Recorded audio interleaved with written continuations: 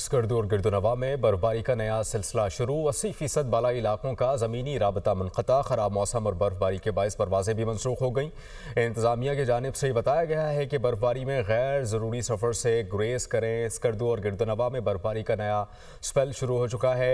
80% बालाई इलाकों का ज़मीनी राबता मुनक़ता हो गया है। इसके साथ साथ स्कर्दू में भी बर्फबारी का सिलसिला वक्फे से जारी है। बर्फबारी से बालाई इलाकों का ज़मीनी राबता मुनक़ता हो गया है। जान लेते हैं दुनिया न्यूज़ के नुमाइंदे मोहम्मद हुसैन हमें ज्वाइन करेंगे। मोहम्मद हुसैन, अपडेट कीजिएगा, स्कर्दू में कितनी बर्फबारी हुई है और वहां पर लोगों को किन मुश्किलात का सामना है? बिल्कुल, स्कर्दू और गिरदुनवा के मैदानी इलाकों में एक हफ्ते के वक्फे के बाद बर्फबारी का सिलसिला दोबारा शुरू हुआ है, जिसका आगाज रात आखिरी पहर हुआ, जो वक्फे से ताहाल जारी है। इस दौरान मैदानी इलाकों में 1 से 1.5 इंच तक, जबकि बालाई इलाकों में 4 इंच तक बर्फ पड़ चुकी है।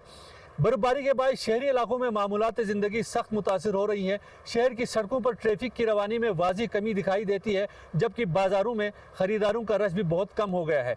इसी तरह अगर बालाई इलाकों के लोगों की मुश्किलात का जिक्र करें तो 80% से ज़ायद बालाई इलाकों का इस वक्त स्कर्दू से ज़मीनी राबता मुनक़ता हो चुका है और इन इलाकों में लोग घरों में महसूर हो चुके हैं।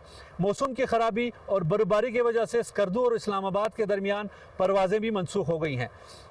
मकामी इंतज़ामिया ने सफरी अलर्ट जारी कर दिया है और शहरियों को हिदायत की है कि वो JSR समेत तमाम शाहराहों पर गैर ज़रूरी सफ़र से गुरेज करें।